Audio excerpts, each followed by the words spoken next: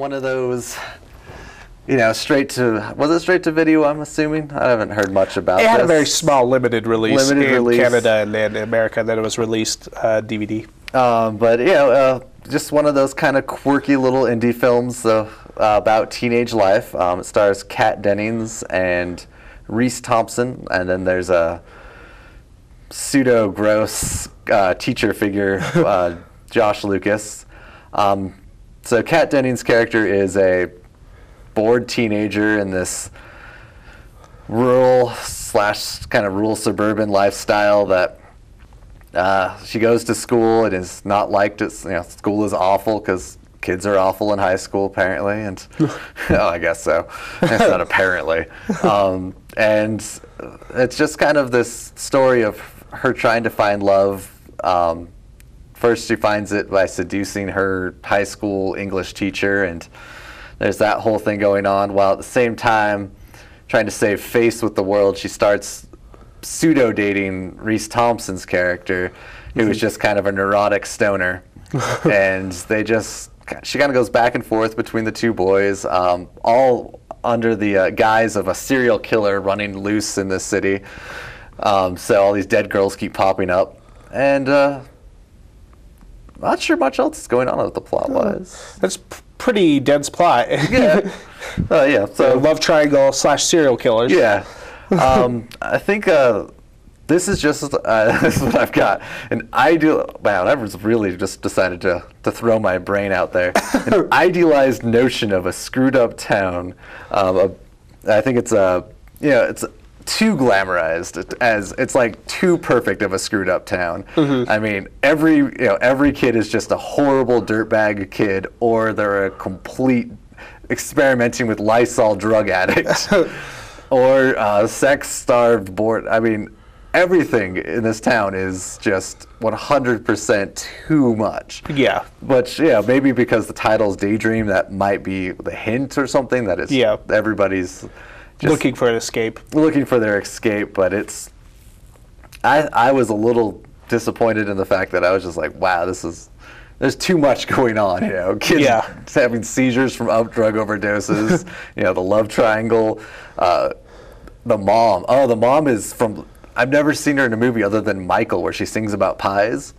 Isn't that Andie MacDowell? Yeah, isn't she the one from Michael? Yeah, she's pretty famous. She's in a lot of movies. God, man, I just don't watch the right movies. Sex, Lies, and Video. But I was like, it's the Michael Pie girl. Where'd she come from? And and Katt Dennings' dad is just a total dick. Like, he's my favorite.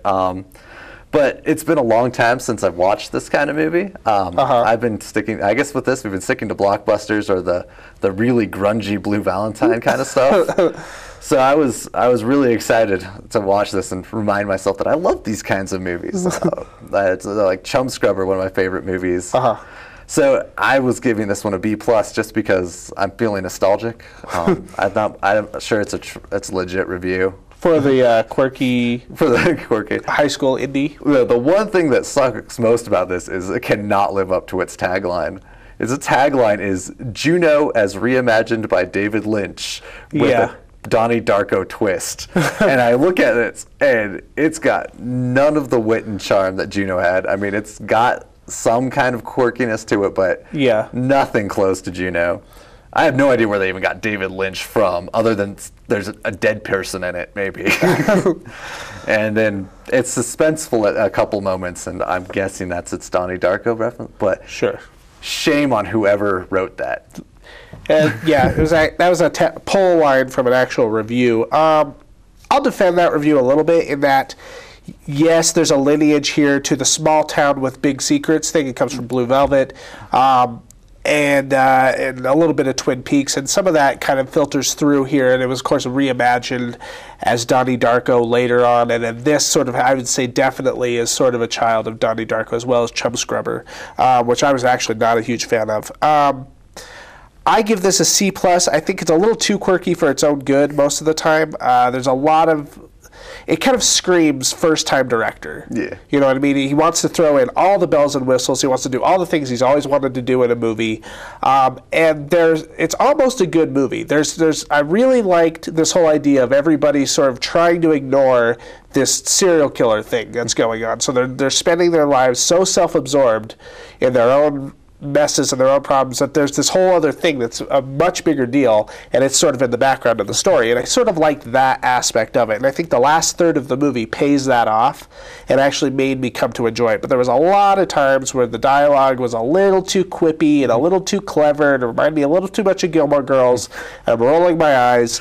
The characters are a little too pop culture savvy, and you know what I mean? It's just that very MTV film kind of hip sort of thing that really bothers me a lot. And I can't get into Katt Dennings as an actress. Yeah, I've tried over and over again, and this is the one where she has to carry this whole thing on her back. Give it to Emma Stone. You know, she could do exactly what Katt Dennings does, but does it better. In fact, there's a Haley Duff movie very similar to this. Yeah. Or Hilary Duff movie similar to this, and Hilary Duff did better. Yeah, Katt Dennings to me is... She tries to sort of heckle her own movies when she's in them, and you know what I mean, like almost in a Bill Murray sort of style, but she's not nearly as clever or as interesting to watch, so it comes off as annoying. So if you can get past through all the pretentiousness, I think there's a halfway decent movie in here. There's some decent performances, especially by the adult actors. I really like Andie MacDowell as the mother, and Josh Lucas, and like you were saying, the father, which I could never find the credit for his name. But to me, it is Twin Peaks 7 times removed. Gotcha. So, all right. So we will end the show.